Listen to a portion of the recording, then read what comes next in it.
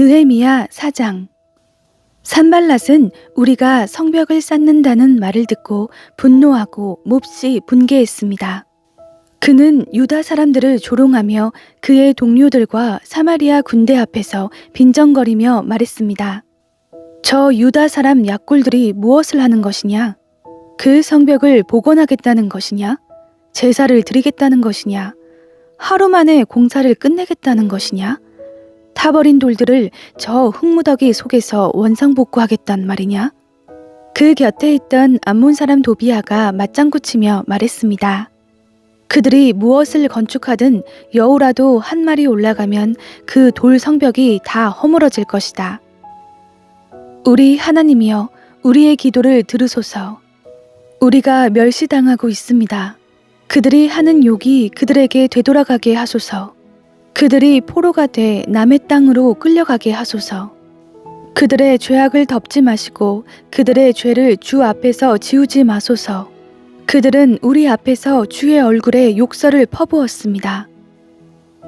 백성들이 마음을 다해 열심히 일한 결과 우리는 성벽 전체를 절반 높이까지 복구했습니다.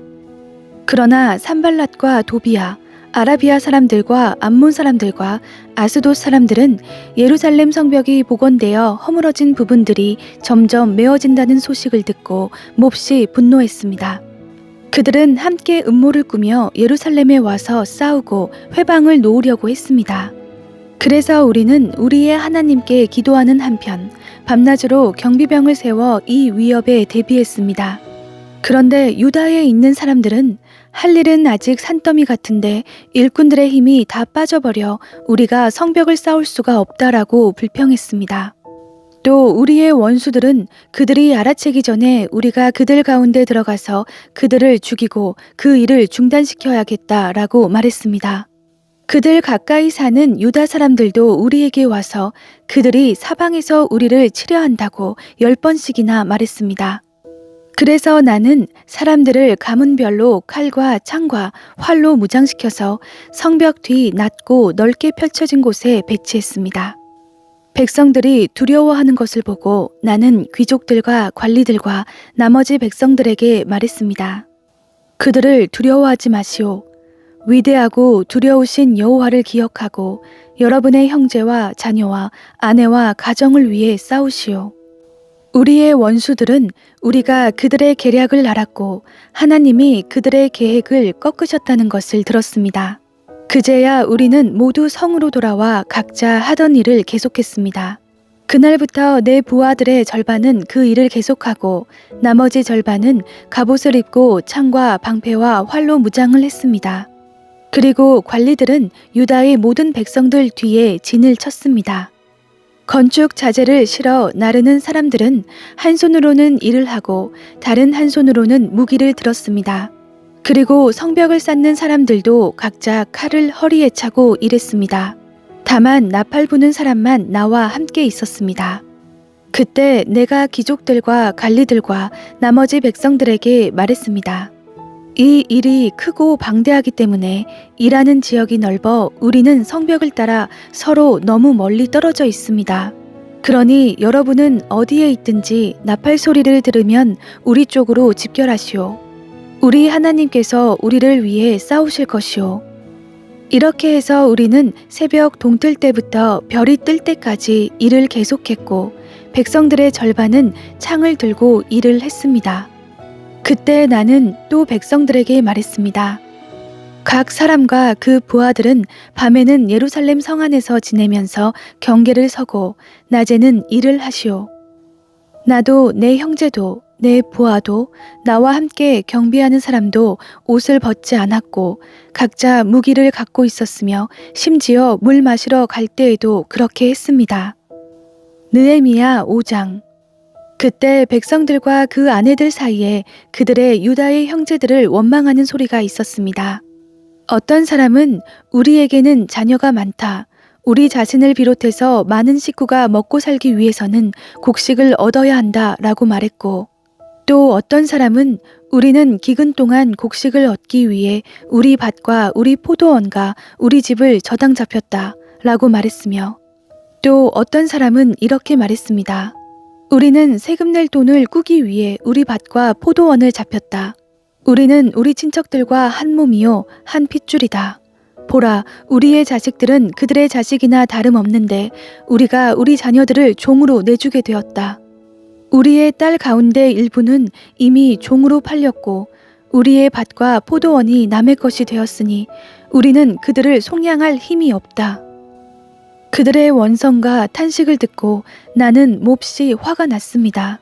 내가 속으로 이 말들을 곰곰이 생각하고 나서 귀족들과 관리들을 꾸짖으며 말했습니다. 당신들은 지금 각기 자기 형제에게 폭리를 취하고 있소. 나는 그들을 책망하기 위해 큰 집회를 열고 그들에게 말했습니다. 우리는 이방 민족들에게 팔려갔던 우리 유다의 형제들을 힘 닿는 대로 속량해 오지 않았소? 그런데 지금 당신들은 여러분의 형제들을 또 팔고 있단 말이오. 그들은 할 말이 없어 침묵했습니다. 그래서 내가 계속 말했습니다. 당신들이 하는 일은 옳지 못하오. 이제 여러분이 이방 민족들의 비방을 피하기 위해서라도 우리 하나님을 경외하며 살아야 하지 않겠소? 나와 내 형제들과 내 부하들도 백성들에게 돈과 곡식을 꿔줄 테니 이제부터는 폭리를 취하는 일을 제발 그만두시오.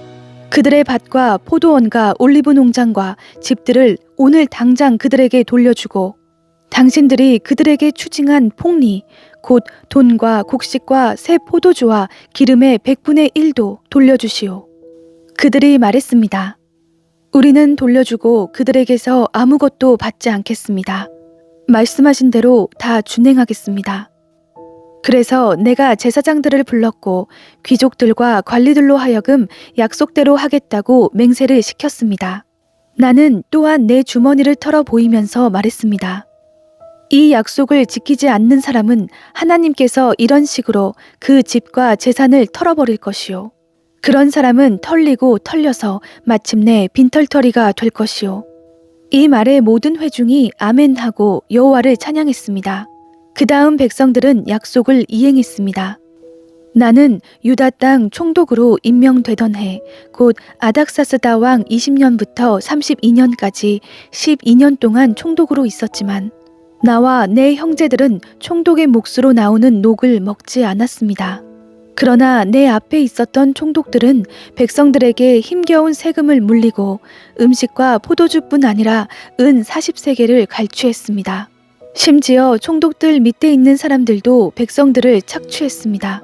그러나 나는 하나님을 경외하였으므로 그런 짓을 하지 않았습니다. 나는 땅 한쪽도 사지 않고 오직 이 성벽 쌓는 일에만 헌신했고 내 부하들 역시 성벽 쌓는 일에만 마음을 썼습니다. 또한 150명의 유다 사람과 관리들이 내 상에서 음식을 먹었고 또 주변 나라에서 우리를 찾아온 이방 민족들도 함께 먹었으므로 날마다 나를 위해 황소 1마리와 좋은 양 6마리, 닭 여러 마리, 그리고 10일에 한 번은 온갖 종류의 포도주도 풍성하게 마련해야만 했습니다. 이 모든 것에도 불구하고 나는 총독의 몫으로 나오는 음식을 요구하지 않았습니다. 왜냐하면 이런 요구가 백성들에게 큰 짐이 되었기 때문입니다. 하나님이여, 제가 이 백성들을 위해 한 선한 일을 기억하시고 은혜를 베풀어 주소서. 느헤미야 6장. 내가 성벽을 다시 건축해 허물어진 부분들을 남김없이 다 메웠다는 것을 산발랏과 도비아와 아라비아 사람 게셈과 그 나머지 원수들이 들었습니다. 그러나 그때까지도 나는 아직 성문의 문짝을 달지 못했습니다. 그때 산발랏과 게셈이 내게 이런 전가를 보냈습니다. 오시오, 우리가 오노평지의 한 마을에서 만납시다. 그러나 사실은 나를 해치려는 수작이었습니다. 그래서 나는 그들에게 사람을 보내 다음과 같이 대답했습니다. 내가 큰 공사를 하고 있으므로 내려갈 수가 없소. 어떻게 내가 자리를 비워 일을 중지시키고 당신들에게 내려가겠소? 그들은 4번씩이나 똑같은 전가를 내게 보냈고 나 역시 매번 똑같이 대답했습니다. 그리고 5번째도 산발랏은 자기 종의 손에 봉하지 않은 편지를 들려보냈는데 다음과 같은 내용이었습니다.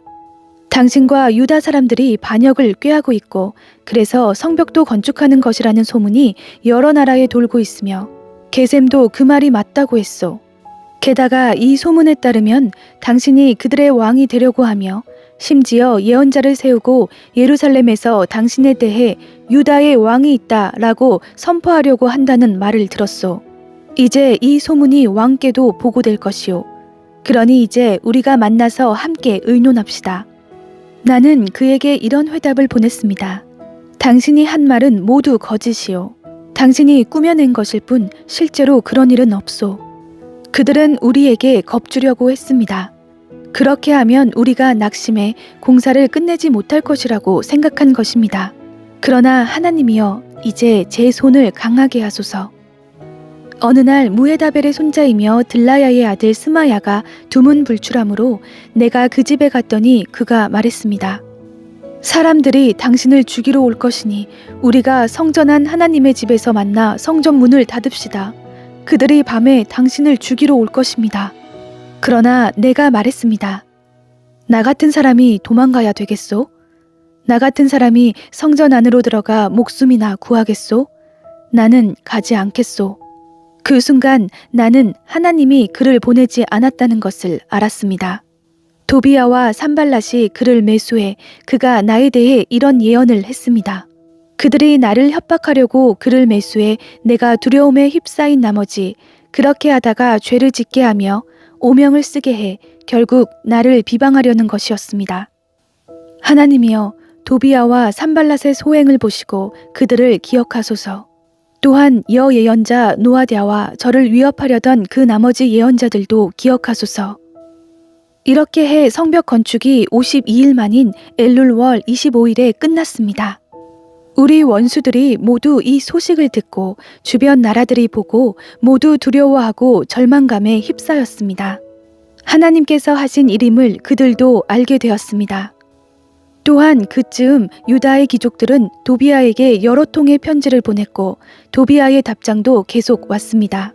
도비야는 아라의 아들 스가냐의 사위였고 또 그 아들 여호하나는 베레가의 아들 무슬람의 딸과 결혼한 사이였으므로 유다에는 그와 동맹한 사람들이 많았습니다. 그들은 계속해 그의 선한 행실을 내 앞에서 이야기했고 또 내 말을 그에게 전했습니다. 그래서 도비야는 나를 협박하기 위해 편지를 보냈습니다.